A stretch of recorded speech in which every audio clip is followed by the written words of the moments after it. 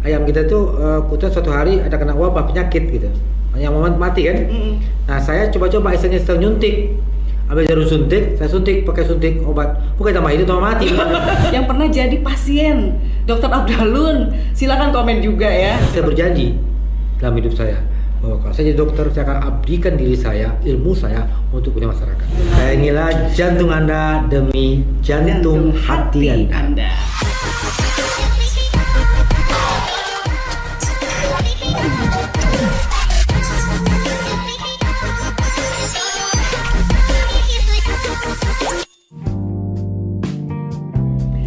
Selamat datang Ramasinta di ruang 100,7 Batam FM Jalur Musik Indonesia. Saya Saltenja Semara akan menemani Ramasinta dengan tamu spesial sore hari ini. Senang sekali nih Kak, saya punya tamu yang sangat spesial kali.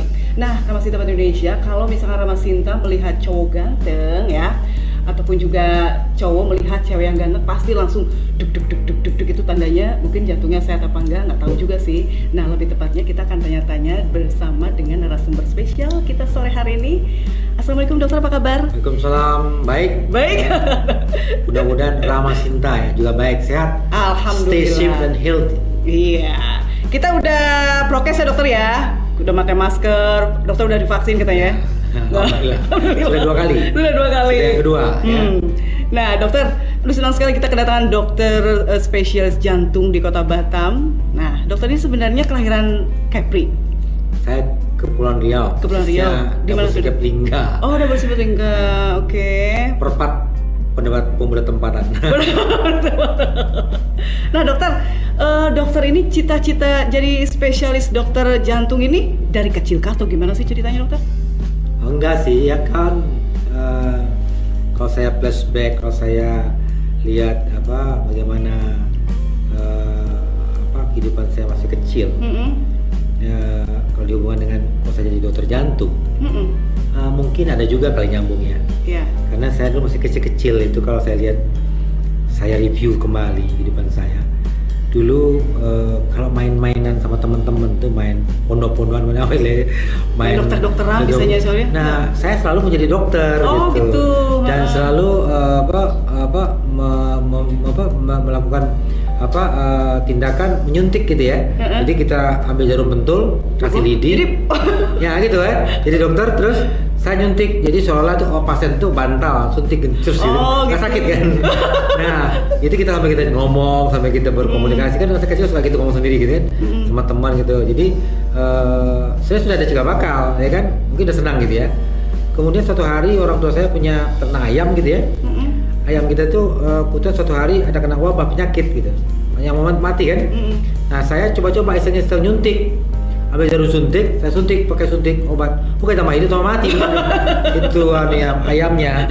Ini saya pikir itu mungkin ada cikal bakal kenapa saya sudah di bawah unconscious mind saya, di bawah alam bawah sadar saya telah menyenangi ilmu kedokteran. Dari mulai kecil itu umur berapa? Ketika saya masih kecil saya lihat dokter tuh, aduh bangga sekali saya lihat. Waktu saya dibawa ke dokter berobat itu saya lihat dokter tuh figur yang luar biasa. Saya lihat hebat sekali ya dokter itu, kayak seperti manusia yang super, manusia yang mulia banget zaman itu kan. Orang nggak bisa apa-apa ya kecuali dokter satu orang bisa nolong kan, dan ngobatin orang gitu ya. Itu tapi belum tergambar kan, belum punya cita-cita itu, belum mana berani punya cita dokter. Anak kampung, anak-anak pulau, ya mana berani punya cita dokter. Jadi tapi itu waktu kalau dari kecil ya kurang lebih begitu ya. Sudah ada di bawah sadar saya, mungkin itulah cikal bakal saya kenapa jadi dokter ya. Kalau saya lihat linknya, ke situ ada kan. Tapi orang tua sendiri nggak ada? Tidak, orang tua saya pegawai negeri, ya pegawai kecamatan dulu ya, yang hanya mendorong anaknya supaya sekolah yang lebih tinggi gitu ya. Makanya saya kan pindah. Waktu saya di Dabu Singkep Lingga itu kan, saya kelas 2 itu pindah ke Jakarta waktu naik kelas 3. Saya nekat juga. Orang pasti nggak berani pindah kelas 3 itu kan udah tinggal setahun lagi, 8 bulan. Nah, saya pindah ke Jakarta waktu itu untuk ikuti untuk pindah ke sekolah yang lebih besar. Zaman itu SMA di Dabu gurunya masih kurang, jadi kualitas sekolahnya masih rendah lah. Ya sehingga saya minta kepada orang tua saya pengen sekolah ke Pulau Jawa lah, bukan ke Jakarta, tapi akhirnya dapatnya Jakarta. Saya pindah dan saya dapat di rumah sakit di SMA Negeri 16 Jakarta Barat. Di disitulah saya mulai melihat dunia yang lebih luas, persaingan untuk mendapatkan perguruan tinggi yang lebih luas. Saya Jakarta, semangat untuk bisa masuk ke perguruan tinggi negeri juga setelah saya pindah ke Jakarta. Wawasan terbuka. Oh, seperti ini orang berjuang, seperti ini orang harus berkompetisi. Kalau saya di Dabu, mungkin saya jadi nelayan kali. Dokter, berarti dari mulai SMA di Jakarta itu dokter sudah mulai menjadi cita-cita menjadi dokter tuh sudah masih tetap gitu ya? Ya, artinya waktu itu favorit memang adalah fakultas kedokteran dan satu lagi ITB teknik ya. Saya pilihnya dua loh. Dokteran pilihan saya pertama, kedua ITB teknik. Tapi yang kecantolnya FKUI. Oke. Kan saya dapat di FKUI, Fakultas Kedokteran Indonesia, yang memang waktu itu ya menurut saya ya number one lah FK di Indonesia. Itu tahun berapa ya dokter? Tahun 81. 81. Jadi saya merasa beruntung. Saya pikir tuh kalau pinter sih nggak pinter amat. Tapi rasa anugerah dari Allah Subhanahu Wa Taala ya. Ya, entah kenapa mungkin takdir saya kamu jadi dokter kan. Nah dokter, ngomongin soal jadi dokter itu waktu tahun 81-an itu jam-jaman segitu itu menjadi apa, kita pengen sekolah kedokteran itu susah nggak sih?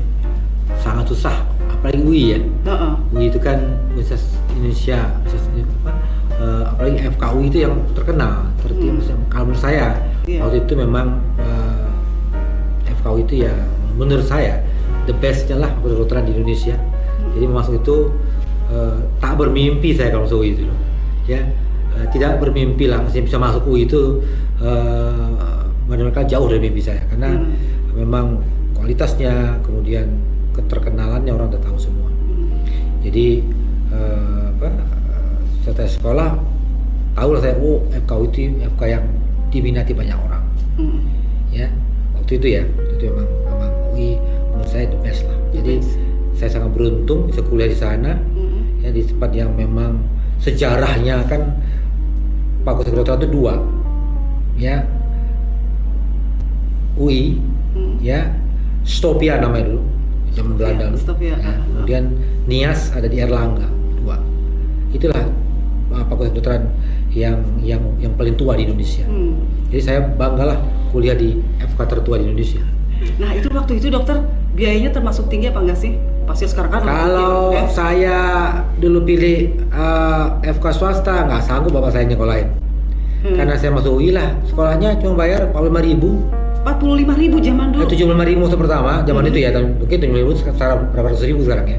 75.000 itu pertama kali itu biaya semua, biaya untuk ospeknya, biaya apa semua, sekarang 75.000. Saya itu sekolahnya 45.000, makin turun 33. Itu sangat murah. Jadi saya bisa di sekolah orang tua saya, misalnya satu semester cuma 45.000. Ya kan, makin tinggi makin turun lagi. Ya, jadi 75.000 itu pertama kali aja bayarnya. Sanggup lah orang tua saya walaupun di negeri. Ya kan, apalagi bisa masuk FKUI ya. Kemudian tiap tahun naik turun bayarnya. Oh gitu? Iya. Murah kan? Kalau swasta, wah zaman itu aja mungkin ratusan ribu ya, ratusan ribu rupiah. Gak sanggup lah orang tua saya sekolah gitu. Nah karena saya bisa masuk FKUI negeri, ya alhamdulillah lah saya bisa menyelesaikan tepat 6 tahun. Karena di FKUI itu kalau kita lancar tuh 6 tahun tamat kita. Tapi kalau kita molor berarti bisa 7 bisa 8 tahun. Berarti dokter orang yang pintar. Alhamdulillah ya pintar-pintar sih enggak. Cuman saya rasa anugerah Allah Subhanahu Wa Taala. Makanya saya tuh punya janji. Ya. Kepada siapa tuh? Pada diri saya sendiri, pada Allah. Kan saya tahu bahwa berat sekali kuliah di kedokteran. Karena banyak orang DO, drop out. Itu gara-gara. Walaupun udah bisa masuk itu, ya, udah bisa masuk itu belum tentu kita bisa lolos keluar jadi dokter. Ya. Penyebabnya apa tuh dok? Karena berat sekolahnya, pelajarannya, jadi banyak yang DU gitu, drop out. Jadi kita udah takut tuh, setiap kali 1 tahun tuh di yudisium itu ada yang drop out. Nah itu tuh saya ingat ya, sebelum pengumuman yudisium tingkat 1 tuh, kita kan nilai kita nggak keluar, kita nggak tahu nih apakah kita lulus atau tidak. Karena teman-teman saya yang udah tahu dia nggak lulus, dia nggak boleh masuk. Waktu yudisium kan dipanggil semua, nggak boleh masuk. Saya berdoa malam sebelumnya, saya bilang ya Allah, saya bilang ya saya mau dimudahkan, saya bisa lulus, naik, ya bisa menyelesaikan pindah kedokteran ini sesuai harapan orang tua saya, dan saya berjanji dalam hidup saya. Bahwa kalau saya jadi dokter, saya akan abdikan diri saya, ilmu saya untuk punya masyarakat. Itu janji saya. Alhamdulillah Allah dijabain.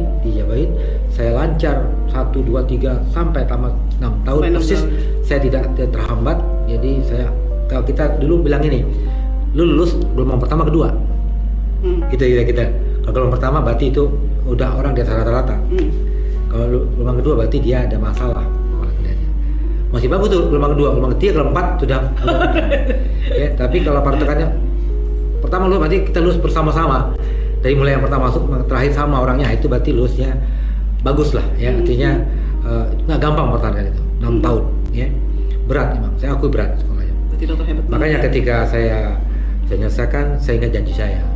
Kalaupun secapek apapun, ketika saya sedang lelah capek, ketika saya harus dipanggil, harus melakukan pertolongan, ya, kegawatan jantung apapun saya selalu terngiang dengan janji saya itu. Itu yang membuat saya capek pun, lelah pun, itu menjadi energi baru buat saya, kayak ada baterai energizer tuh. Saya bisa kuat, bisa tahan, bisa beberapa jam. Itu yang mungkin yang membuat saya bersemangat, membuat saya tetap komit ya dalam pelayanan kepada masyarakat. Itu yang mungkin saya ya, yang bisa saya ungkapkan bahwa memang seperti itulah janji saya kepada diri saya ini, kepada Allah. 2 itu janji saya, diri saya sendiri kepada Allah. Nah, ketika saya lelah dan capek pun, saya selalu punya energi baru ketika saya ingat janji saya. Karena kalau enggak janji itu, saya nggak jadi dokter. Nah, Ramasinta buat Indonesia, baru segini ceritanya udah menarik sekali. Jadi buat Ramasinta nih, yang kira-kira seangkatan dengan Dr. Afdalun, siapa tahu ya dokter ya, seangkatan dengan Dr. Afdalun, silahkan komen di sini pengalaman yang berkesan apa. Atau juga Ramasinta ada di Batam nih, yang pernah jadi pasien Dr. Afdalun, silakan komen juga ya. Siapa tahu ada kan. Nah, kembali lagi deh dokter, yang paling mensupport dokter siapa? Ya orang tua saya, bapak saya paling mensupport karena dia memang kalau saya lihat bapak saya kan saya ini orang saya ini campuran ya. Saya ini aslinya ini kan memang Kepulauan Riau, Dabu, Singkep, tapi orang tua saya itu campuran antara Melayu, Minang.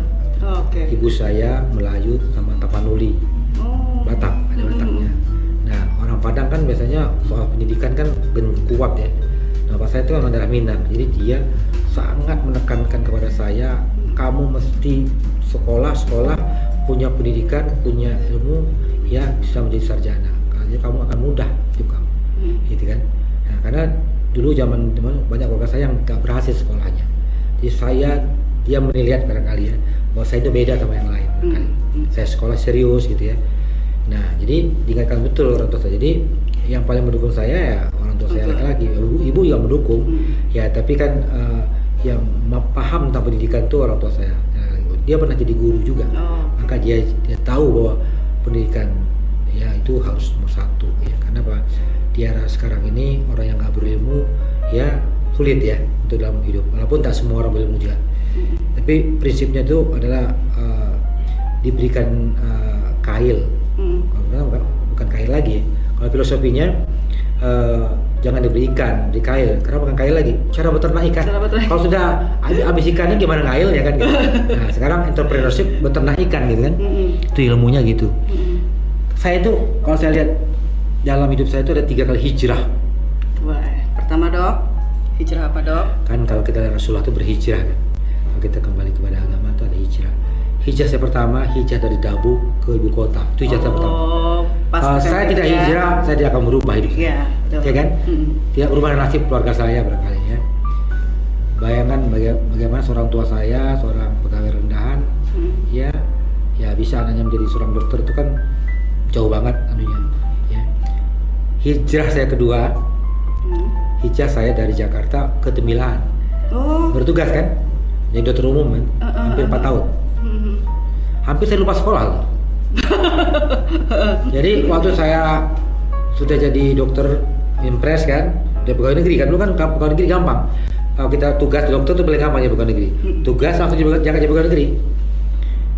Pegawai negeri karena di pulau itu kan nggak ada apa-apa, sepi, kotanya pun ya nggak terlalu maju gitu ya.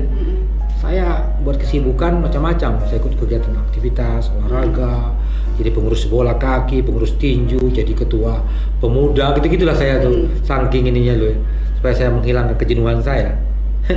Satu hari saya dipanggil seorang Kajari. Tapi Kajari mau ngapain manggil saya? Iya ya dok ya. Terus dipanggil, terus saya panggil, saya kaget, kenapa dipanggil ya? Terus saya panggil saya, Pak Dokter sini. Pak Dokter kenal nggak dengan Dokter Moklis Rambi? Itu guru saya, guru saya di FKUI. Dia dokter ahli bedah, bedah cancer. Kenal baik sama saya. Oh kenal, saya bilang Pak itu guru saya. Nah, itu saya teman saya, dia bilang. Saya satu asrama sama dia di sekolah, dia hukum UI. Saya ini guru saya ini kedokteran, sama-sama di atas asrama. Dia kenal atau dia ada murid saya tuh di Temilahan, bilangin dia ya. Apa dia bilangin? Bilangin ke Dokter Abdalun mau jadi lurah atau mau jadi dokter spesialis. Sejak itu saya langsung petir disambar siang hari. Dar. Wah, saya bilang iya ya, janji saya sama dia 2 tahun dulu saya bilang. Waktu dibilang gitu langsung saya berapa hari kemudian langsung berangkat ke Jakarta saya. Jadi teringat lagi ya dok ya? Tadi kan udah agak malas sekolah. Udah karena aksi asik di daerah kita kegiatan hampir 4 tahun, 3 bulan. Ya, hampir 4 tahun, kurang 2 bulan, 4 tahun saya di daerah, jadinya 2 tahun sama dia. Dia ingat rupanya, ketemu jaksa, dia bilang, saya tukar cemilan. Nah, ada murid saya di situ, panggil yang ketemu dia ya, bilang mau jadi lurah atau mau jadi dokter. Saya langsung saya kaget. Wah iya ya, waduh kayak seperti petir siang hari, disambar. Oh ya, saya mau jadi apa di sini kelamaan. Akhirnya saya langsung berangkat ke Jakarta, ketemu dia. Ya udah kamu sekolah, dia bilang. Ngapain lama-lama lagi? Ya kan, udah saya balik lagi sekolah. Nah, kan waktu itu kan nggak gampang sekolah itu, tes juga kan. Nah, alhamdulillah saya tes, masuklah bidang jantung. Oke. Itu bidang yang belum diminatin orang. Zaman itu belum dikenal bidang dokter ahli jantung. Nah dokter, kenapa harus memilih dokter spesial jantung dokter? Nah, itu panjang juga ceritanya. Singkat aja dok. Jadi biasanya dulu zaman saya dulu tuh kalau kita milih sekolah spesialis itu biasanya obgyn, anak, dokter penyakit dalam, dokter bedah. 4 ini biasanya orang pilih. Orang bilang saya dokter bedah. Kenapa? Saya suka operasi dulu. Oke. Saya walaupun dokter umum, saya suka operasi dulu. Kok bisa dok? Ya itulah hebatnya. Jadi dulu kan rumah sakitnya tipe D di sana. D itu nggak ada spesialis. Jadi karena kita tuh pernah waktu jadi mahasiswa ikut operasi-operasi sama dokter-dokter bedahnya, ilmunya itu kita ingat gitu waktu kita menghadapi situasi tidak ada orang lain lagi bisa ngobatin, hidup matinya orang tuh tangan kita, maka kita teringat lagi lah ilmu-ilmu yang waktu itu. Akhirnya kita keberanian.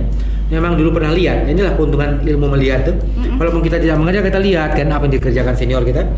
Kemudian karena rasa ingin menolong orang, disitulah muncul keberanian. Dan alhamdulillah selamat ya saya operasi. Itu bedah apa dokter waktu itu? Bedah perut. Jadi orang tuh tersusuk perutnya.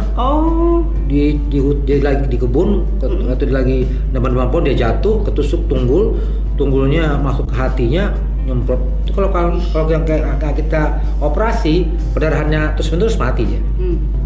Itu waktu itu di mana dok? Di Jakarta apa masih Tembilahan? Masih Tembilahan itu umum. Itu fasilitasnya udah lengkap ya dok ya? Belum ada lah, masih ya? kita bilang jungle medicine. Karena serba terbatas. Anestesinya pun tidak ada. Dokter anestesinya belum ada, dokter asisten anestesi yang ada. Baru pulang lagi sekolah dari Cipto. Terus saya operasi sama dia. Nah, orang bilang saya masuk bedah karena saya senang operasi. Tapi ternyata tidak, pilihan saya, istiqarah saya pilih ke jantung. Oh, ke jantung akhirnya. Banyak sih alasannya. Waktu itu saya diberitahu oleh kepala dinas saya, dia orangnya senang baca. Dialah yang memberikan pandangan kepada saya, pilihlah ilmu yang nantinya tahun abad 21 itu abad yang menentukan bahwa ilmu kedokteran itu yang maju itu ini. Itu orang belum tahu. Dia bilang nanti ya abad 21 dia, ilmu yang berkembang tuh ilmu ini nih, salah satunya jantung. Salah satu itu. Waktu dia bilang gini langsung tangkap, ini dia. Kayak Prama ya dok ya? Bukan Prama, itu namanya orang visioner namanya. Kan namanya future law. Dulu namanya itu dasarnya dari buku ini, The Third Wave, Alvin Toffler. Wah, ini ilmunya nih. Dulu tuh ada namanya future law, orang yang bisa meramal masa depan, tapi bukan ramalan seperti kayak Mama Loren, bukan. Dia ramalannya berdasarkan data, berdasarkan kajian-kajian, ya dia meramal masa depan. Nanti masa depan tuh termasuklah dibilang mengenai teknologi, ya informasi, teknologi, telekomunikasi, ternyata semua ramalannya benar. termasuk ilmu kedokteran.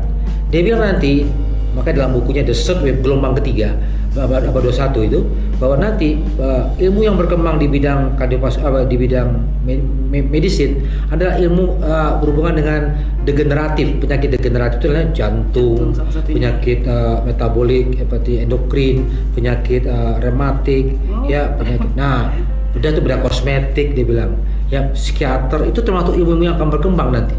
Udah satu. Saya termakan juga isu dia. Ya kemudian saya ke sekolah ke Jakarta, saya pilih itu. Nah, alhamdulillah lulus semester pertama. 4 tahun. Dok, berapa dokter?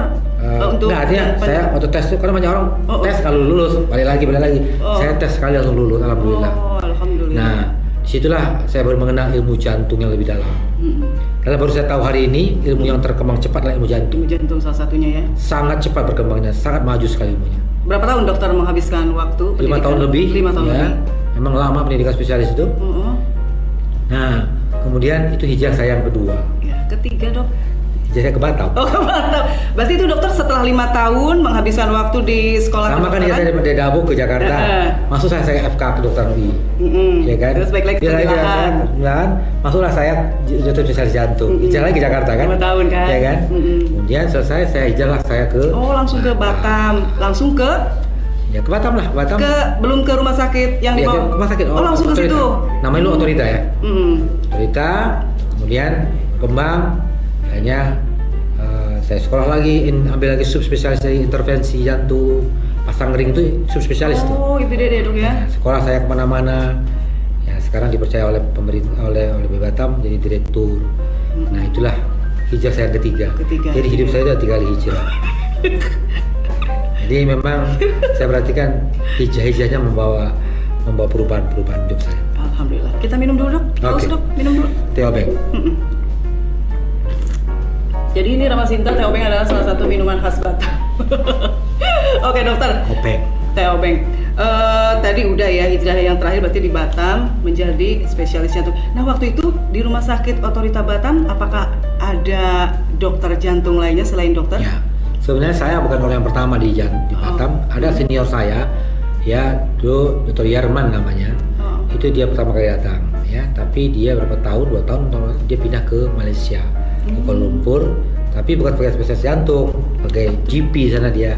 Tapi dia bekerja di Institut Jantung Negaranya Malaysia, Singapura, Kuala Lumpur. Nah, saya yang kedua. Saya lah yang boleh katakan sebagai pionir pengembangan ilmu jantung, pelayanan jantung di Batam. Sampai sekarang punya peralatan macam-macam canggih itu. Nah itu ya alhamdulillah saya ikut membidani lah lahirnya perkembangan ilmu jantung di Batam.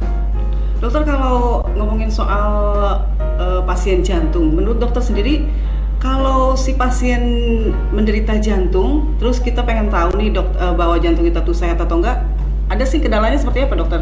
Ciri-cirinya? Ya kan semua penyakit itu biasanya didahului oleh sign and symptom gejala, ya. Nah jantung juga gitu, ya. Yang paling sering kan orang takutkan penyakit jantung koroner, penyakit yang bisa bikin meninggal mendadak, ya.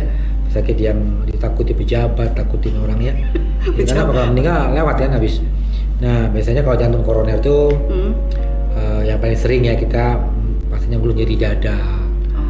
Nyeri beraktivitas, nyeri ketika sedikit lagi bergerak, nyeri ketika kita lagi marah atau emosi itu.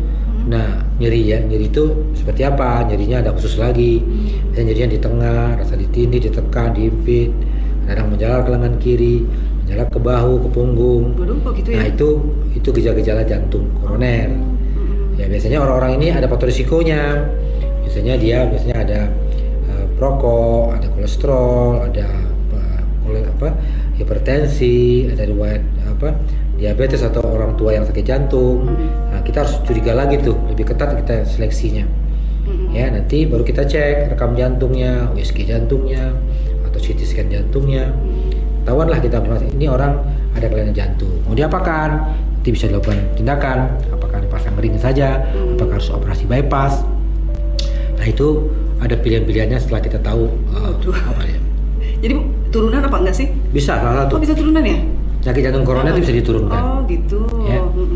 Ada nggak peristiwa yang paling menarik menurut dokter pas menangani pasien penyakit jantung, dok, selama bertugas di RSBP? Kalau menarik sih banyak saya yang menghadapi kondisi-kondisi yang orang sudah kita pikir nggak ketolong hidup lagi gitu ya. Itu ya banyak. Yang saya juga ingin cerita, berbagi ya, ini pengalaman saya yang lebih menyentuh hati saya itu ketika saya menolong orang yang nggak mampu. Ya, suatu hari, ini salah satu cerita ya, banyak cerita itu saya nggak cerita semuanya. Jadi nanti saya kasih tahu message-nya mana, apa message-nya dalam cerita saya ini. Bukan saya mau cerita ini pengen bahwa saya melakukan sesuatu, ini nanti saya teriak, nggak mau saya.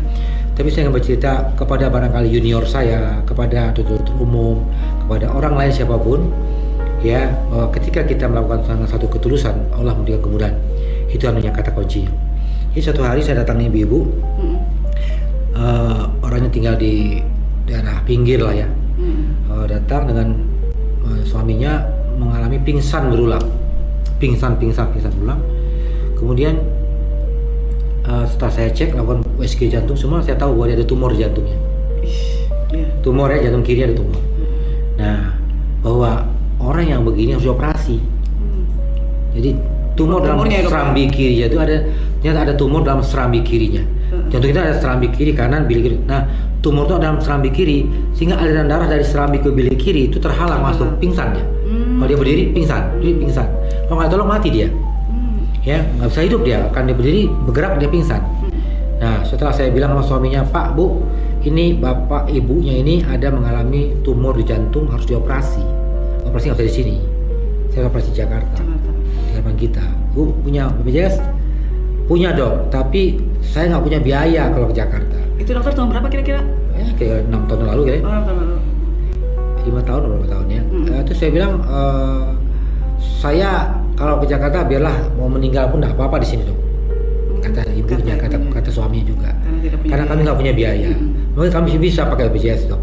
Tapi kami siapa yang biayai hidup kami di sana? Perumahan juga. Iya kan? Nah, siapa yang biayai kami selama di sana? Perumahan, transportasi, berangkat ke sana, biaya segala macam. Iya kan? Ya, saya ternyuh juga ngeliat gitu ya. Terus saya coba konsultasi sama teman-teman saya masukin di itu lagu untungnya grup WA itu. Terus saya share kan. Saya bilang saya punya kasus begini, ibu begini, orangnya gini-gini, bisa nggak dibantu? Langsung teman-teman saya yang kebetulan tugas di rumah sakit jantung kita, Bang, siap Bang, kita bantu. Nah, Bang, kita siapkan operasi, kirim Bang. Jangan coba kirim, duitnya nggak ada, saya bilang. Saya mau kirim duitnya nggak ada, dia bilang kan. Terus Bang, kita atur Bang operasinya. Mereka respon sekali, kita saya cerita, ini orang nggak mampu gini-gini. Bang, kita siapin Bang. Jadi kan kayak di kelas saya kan udah jadi senior yang top di sana gitu kan. Bang, kita bantu Bang. Oke Bang, kita komprehensikan dulu ya, dikomprehensikan sama dokter bedahnya. Besoknya berapa lama? Dia langsung, Bang, Bang, kirim Bang 2 hari lagi. Saya bilang gimana operasi? Saya bilang 2 hari, duitnya nggak ada. Saya bilang, saya cari dulu ya uangnya. Nah, ya kita tunggu ya Bang. Terus akhirnya saya masukin di dalam media sosial. Saya ceritakan bagi yang berminat, bagi yang bersedia menjadi donasi di waktu ini, mohon kiranya menghubungi, saya bikin ke menggalang dana lah Dok ya. Ya. Terus saya masuk, respon orang, itu ada teman saya, Bang, saya kirim Bang ya. Dalam waktu 2 hari terkumpullah 20 juta. Bisa, alhamdulillah ya. 2 hari. Saya bilang ini Allah mudahkan, Allah dengar semua. Ya, dimudahkan ya Dok. 20 hari 20 juta terkumpul. Terus akhirnya saya bilang sama bapak ibunya, Bu, Pak, Bapak bersedia, Ibu bersedia kalau saya kirim ke Jakarta, kalau saya gini-gini. Wah Dok, saya nggak mau loh Dok biaya kali ini. Pak, Ibu usah pikirin itu, usah pikir biaya, saya yang ngatur. Oke Dok, kalau gitu kami terima kasih gini-gini, ya kan? Udah siap mau berangkat, ya kan? Terus, telepon lagi teman saya, Bang, obat biusnya habis Bang. Ada aja halangannya, obat biusnya habis Bang. Obat bius untuk kasus dia itu habis, kosong gitu. Waduh Bang, coba saya ini lagi Bang, coba kita cari lagi di mana ada. Habis itu di harapan kita aja habis. Terus ini jadi nggak berangkat besok nih? Saya belum mikir kan. Saya siap beli tiket Bang, tadi berangkatnya. Tiba-tiba malam tuh ditelepon lagi, Bang, ada bang, satu bang. Astagfirullahaladzim. Kebetulan nih dokter bedahnya baru pulang dari Palembang, dia bawa satu obat itu. Oh iya Allah. Dia kan, dia bawa obat itu dan obat itu bisa kita pakai besok. Udah, alhamdulillah, dia bilang memang kalau Allah telah mengatur semua dimudahkan, masya Allah. Saya bilang, wah luar biasa itu. Pada tadi habis itu, tiba-tiba dokter bedah ini sedang operasi di Palembang. Jadi dia bawain satu obat itu untuk bius besok. Rupanya obat itu dipakai untuk ibu ini. Ya ampun, hebat. Nah, luar biasa. Dan alhamdulillah saya antar sendiri itu di pesawat. Oh, dokter sendiri ya? Ya, saya takut ada apa-apa di pesawat kan. Oke. Kalau saya mau nyuruh orang lain, biaya lagi. Saya antar sendiri. Saya antar sendiri sampai sana. Saya serah terima kepada. Kemudian ada junior saya yang baru masuk spesialis. Saya suruh atur, tolong atur ya. Dia bilang besok saya berangkat. Wah diatur semua. Ini orang waktu saya datang emergensi itu udah heboh semua. Karena kan saya dulu kan ya suka lah mereka bergaul sama perawat semua tuh udah sangat bagus lah, akrab banget. Ketika saya datang heboh mereka. Wah, saya udah kayak ini ya, lucu gitu kan. Jadi singkat ceritanya pasien itu diserah terimalah ke rumah sakit, cepat semua prosesnya. Jadi masuk tuh biasa langsung dioperasi. Ya, langsung keluar, selesai. Pulang ke Batam. Alhamdulillah. Saya bilang itu salah satu contohnya. Apa misisnya di sini? Bukan saya mau cerita ini. Dia bilang ketika kita punya niat menolong orang yang dalam keadaan kesulitan, kesusahan dengan niat yang tulus dan kita berdoa pada Allah bahwa saya ingin membantu orang ini, ya Allah mudahkanlah. Ternyata Allah ijabah semuanya. Saya pikir gimana saya bisa orang dalam waktu singkat saya nyiapinnya, ya kan? Saya pikir kalau bukan tangan Allah maka nggak kamu gitu jadi. Pak, berbius yang habis bisa ada satu dari situ. Saya bilang ini Allah mudahkan semua. Ya, sama saya bikin puisi itu waktu saya di pesawat ceritanya. Ya. Nah itu yang menarik dari cerita nolong orang tuh salah satunya tuh. Ya banyak cerita lain saya nggak cerita. Itu yang paling menarik tapi, ya. Banyak cerita yang lain itu tapi salah satu yang menarik saya itu. Ya. Kalau nolong orang itu udah pekerjaan saya. Ya ketika kita menolong orang yang berhenti jantungnya kemudian kita tolong bangun lagi. Nah itu buat kita suatu kepuasan batin, nggak dibayar pun buat kita nggak apa. Saya pikir kita bisa menolong orang, menyelamatkan nyawa orang itu bisa kembali lagi, bisa beraktivitas. Itu kepuasan batin yang menurut saya, yang saya nggak pernah bisa lukiskan. Kenapa? Saya dalam hidup saya ini memang uang kita butuh ya. Saya pikir siapa sih yang butuh uang? Kita perlu bayar listrik, kita bayar mengeluarkan. Tapi tidak semua hidup itu dalam uang. Karena kekayaan itu kadang-kadang kekayaan batin itu yang menurut saya nggak bisa dinilai dengan rupiah materi membentuk apapun. Dengan tabungan yang nggak ya kekayaan batin itu menurut saya anugerah. Ya, orang kalau punya kekayaan batin tuh bahagialah hidup. Amin. Gitu. Aduh, itu dia Ramasito pelajaran yang paling banyak kita dapati hari ini. Bentar ya, 10 menit lagi ya, perpanjang ya, menarik soalnya ya. Maaf ya, dengan dokter nih menarik 10 menit lagi ya. Dokter, sekarang kan dokter udah menjadi direktur Rumah Sakit BP Batam. Nah, apakah masih menerima pasien? Alhamdulillah ya masih ya. Karena masih. Karena seorang dokter spesialis itu kalau dia meninggalkan pekerjaannya, maka tes atau feeling atau keterampilan dia bisa hilang. Takut tumpul gitu ya dokter ya? Itu saya nggak akan lakukan. Tetap memang lelah capek ya. Itu konsekuensi ya. Tapi karena saya bekerja itu lillahi ta'ala, saya pikir saya insya Allah yang diberikan oleh kekuatan kesehatan. Ya selain saya membantu pemerintah atau membantu BP Batam untuk memanage rumah sakit menjadi lebih baik, ya. Tapi saya juga tidak melupakan ilmu saya. Saya bisa mengobatin orang, saya bisa menolong orang, karena yang punya ilmu intervensi jantung tuh nggak banyak orang, ya, hanya sedikit orang. Jadi saya pikir saya juga menjadi bisa bermanfaat, baik itu buat rumah sakit juga buat masyarakat. Itu tiba-tiba dokter kaget nggak sih pas diangkat sebagai direktur? Sebenarnya saya sudah berapa kali ingin diangkat jadi direktur, cuman saya waktu pikir mudarat mana saya jadi direktur sama jadi spesialis. Saya pikir saya masih lebih condong waktu itu. Saya baru sekolah, baru pendidikan. Saya pikir saya bermanfaat, saya jadi spesialisnya dulu. Ya karena ilmu saya ilmu yang jarang dipunyai orang. Dokter jantung pun nggak banyak orang yang bisa intervensi subspesialis itu. Nolong orang ketika kekuatan jantung kan, orang berhenti jantung, orang sumbat jantung kan itu kan nggak banyak orang ilmunya. Itu keterampilan tinggi. Ilmu jantung itu ilmu berisiko. Kita mengerjakan tindakan itu kan berisiko tinggi. Jadi kita harus punya keterampilan tinggi. Nah, ketika saya diminta lagi terakhir Juni 2020 kemarin, dan saya juga melihat bagaimana perkembangan rumah sakit, ya saya terpanggil. Ya, saya bilang ini mungkin saya pikir it is my last chance. Ya, mungkin Allah kasih saya, kamu udah cukup lama kan di dalam pelayanan.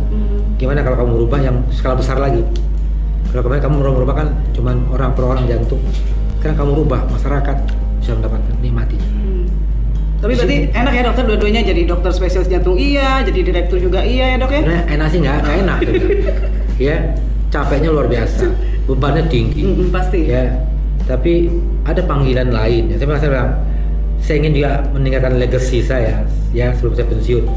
Ya barangkali saya bisa membuat rumah sakit Batam ini jadi lebih baik. Ya.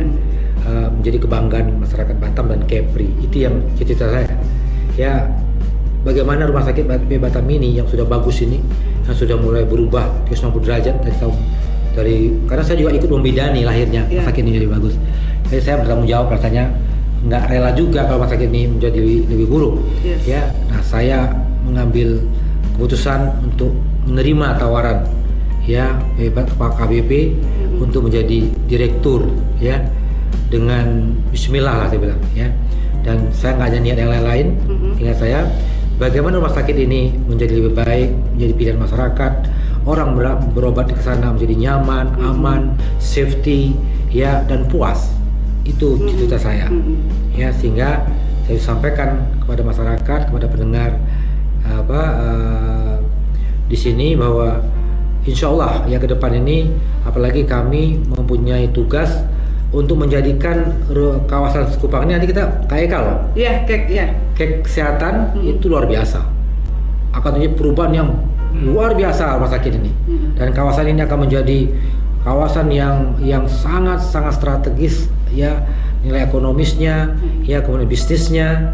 Kita akan bersaing dengan negara jiran Singapura, bukan Malaysia loh. Malaysia mungkin kalau jadi ini KEK kalah. Mudah-mudahan ya, amin ya. Saya bisa lihat ya, saya sudah lihat market, saya lihat bagaimana bisnis prosesnya itu, bagaimana konsultan yang merancang itu. Ya banggalah nanti yang orang yang bekerja di SPP ini bangga. Maka saya sekarang saat ini sedang melakukan banyak perubahan. Pertama perubahan, makanya saya buat tagline SPP setelah jadi saya direktur, saya buat tagline-nya New SPP, New Spirit dan New Services. Oh itu dia. Apa yang New SPP? Dengan bangunan baru, dengan perubahan fasilitas yang baru, ya SPP ingin menampilkan ya satu semangat baru. New Spirit, semangat melayani, service excellent, ya kualitas, ya kompetensi kepada SDM-nya tingkatkan. Kemudian kita punya new services, banyak lain-lain baru, ya spesialis baru yang bergabung, ya kita bisa harapkan nanti akan jadi one stop service, orang nggak masuk situ nggak akan dirujuk lagi, cukup di situ selesai. Semuanya selesai di situ ya dok. Ya, insya Allah. Nah ini sedang saya lakukan, ya kebetulan dipercaya pimpinan untuk berkembang. Kami segera mendapat pengembangan peralatan baru, kemudian ya sistem kita sedang banyak kita kerjasama dengan yang lain menjadi lebih bagus ya, kemudian juga dokter spesialis ya kita akan tambahkan supaya kelengkapan jadi lengkap ya. Ini hari Jumat kita mau tayang launching trauma center gitu. Di gedung yang baru dokter ya. Jadi mudah-mudahan ya masyarakat Batam bisa menikmati, apalagi kan rumah sakit ini kan berada di daerah yang pinggir tapi dengan angka polusi yang paling kecil. Asri gitu ya, ya. Asri, indah, green. Makanya kami ingin jadi green hospital. Dokter, ngomong-ngomong kalau dokter setelah menjadi dokter spesialis masih direktur juga iya. Seharian berapa jam ya di rumah sakit?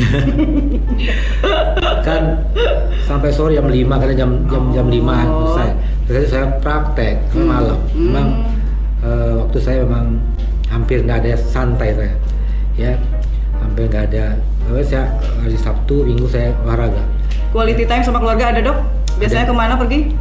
Ya kita kalau di Batam ini kan ya banyak makan bersama, kadang pergi bersama gitu. Karaokean nggak ya? Tapi saya juga ngajak anak saya pergi ke panti asuhan. Oh, ke panti asuhan, alhamdulillah. Biar ada rasa sosialnya. Dokter ada berapa sih? Kalau nggak salah tuh ada putri dokter itu yang mengikuti audisi menyanyi. Nah, dulu pernah ya. Dulu pernah kan, kecil. Batam FM iya ikutan. Apakah ada nih? Ada berapa dok? 3. 3. Putrinya berapa? Putri saya 3-3-nya putri. Oh 3-3-nya putri. Ada yang disuruh dokter jadi dokter nggak? Kebetulan yang pertama udah jadi dokter. Oh udah. Iya. Oh di mana dok tugasnya? Sekarang dia sudah tugas di Rumah Sakit Batam. Tapi bukan dokter spesialis kah? Belum masih. Oh belum. Tapi ada niatan kemana kata-kata? Ya biasa anak muda sekarang punya niat begitu ya. Karena mereka ingin mengembangkan dirinya jadi spesialis. Sudah ada niatnya, cuman waktunya. Belum waktunya. Ada beberapa menit lagi ya, oke. Satu pertanyaan lagi, dokter bagaimana sih ada tips-tips untuk Ramasinta nih supaya jantung kita itu tetap sehat, terus kita bisa mengetahui lebih dini bahwa kita itu, aduh, kayaknya udah kena jantung nih, gitu dok. Jadi prinsipnya pencegahan lebih bagus dari pengobatan. Itu prinsip kita harus anut itu, ya kan? Preventif lebih bagus daripada kuratif. Nah, supaya jantung kita itu sehat, maka kita harus melakukan dengan cerdas. Apa tuh cerdas? Cerdik. Oh, cerdik. C. Ya. Cek kesehatan secara rutin, secara berkala. Dengan kita tahu kesehatan kita secara berkala, kita tahu bahwa penyakit apa yang bisa kita cegah. Contohnya, kita udah kolesterol tinggi. Kalau kita terus tinggi, nanti serangan jantung. Turunkan kolesterolnya, olahraga, gitu ya. Kemudian kita tahu gula kita mulai tinggi nih, jaga makan dietnya, ya. Kemudian dengan kita cek, ternyata kita curiga ada penyempitan koroner. Kalau kita nggak obatin, serangan jantung mendadak, meninggal mendadak. Dengan kita obatin, maka terhindar dari kemungkinan. Nah, cek kesehatan secara rutin itu adalah cara yang mencegah serangan jantung mendadak atau meninggal mendadak, ya. Dengan kita cek kolesterol, cek gula darah, kemudian tensinya segala macam, kita mencegah dari kemungkinan. Kalau sudah ada komplikasinya kita cegah. Kalau belum ada, kita cegah terjadinya. Ya, kemudian C itu kan. Ini singkatan nih, cerdik. Iya, singkatan. Itu nyahkan rokok. Jadi kalau bisa ya berhentilah merokok. Ya, matikan rokok sebelum rokok matikan Anda. Kan? Matikan rokok Anda ya, sebelum. Karena rokok itu sudah jelas ada hubungannya dengan risiko serangan jantung. Kita sebut sebagai man respecter. Ya.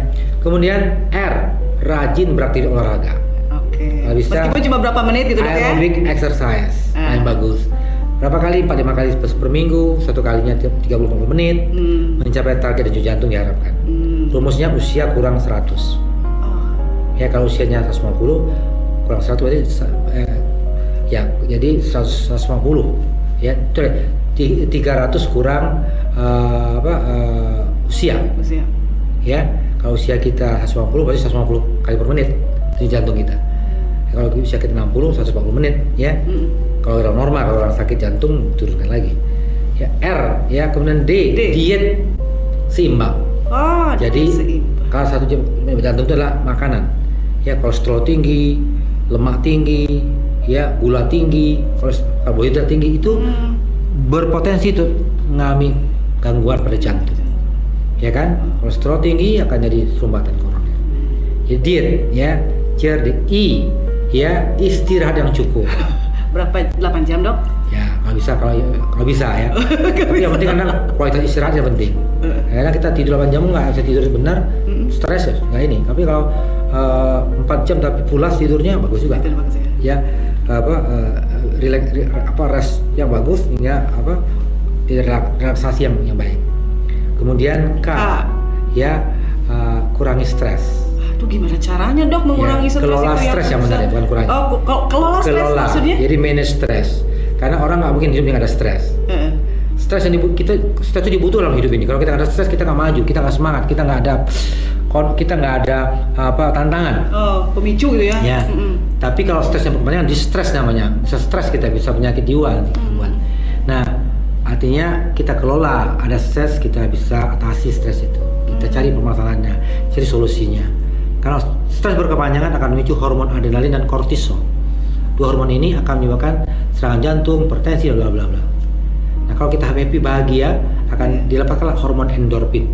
Endorfin membuat kita bahagia, pembuluh darah kita melebar semua, aliran darah otak lancar, semua lancar, maka menjadi sehat lah kita. Itulah tipnya, cerdik. Panjang kali tuh. Gak hafal nama Sinta ya. Ada satu terakhir nih menutup nih kalau saya nih. Jadi tidak tahu saya. Dokter, tadi kan belum dijawab tuh. Dokter Afdalun Hakim. Udah panjang kali dokter apa sih? Ya saya sih ada namanya fellowship. Jadi dokter jantung, semua dokter itu ada begitu. Karena ya di luar negeri juga begitu. Jadi SPJP itu spesialis jantung dan pembuluh darah. Oke. Kemudian PIHA itu Fellowship Indonesian Heart Association atau Fellowship ASEAN Cardiology Congress Society. Yang tadi itu ya, yang PSCC itu ya. Ya Allah, Rama Sinta. Aduh, terima kasih banyak dokter sudah menyempatkan waktu datang ke sini. Terakhir, ya. Apa sayangilah jantung Anda demi jantung hati Anda. Wah, jantung hati Anda ya yang di rumah. Sayangilah jantung Anda demi jantung hati. Sayangilah jantung Anda demi jantung hati Anda. Itu penutup pamungkas ya. Pamungkas. Itu kata-kata ajaib ya dokter ya. Oke. Jangan merokok ya, hilangi merokok, jangan. Oke, Rumah Sinta buat Indonesia, aduh banyak sekali ilmu yang kita dapatkan pada sore hari ini bersama dokter spesialis jantung, Dr. Afdalun Hakim yang bertugas di RSBP dan juga sekaligus Direktur SSBP Baptam. Terima kasih dokter sekali lagi, tetap semangat ya dokter. Sama-sama. Sama-sama, jangan kapok ya, nanti kita undang lagi. Oke, Rumah Sinta, kita ketemu lagi di ruang 100,7 Batam FM, lain waktu dengan tamu yang berbeda. Saya Sinta Jasmara dan juga ada Dr. Afdalun, pamit, sampai jumpa lagi, bye.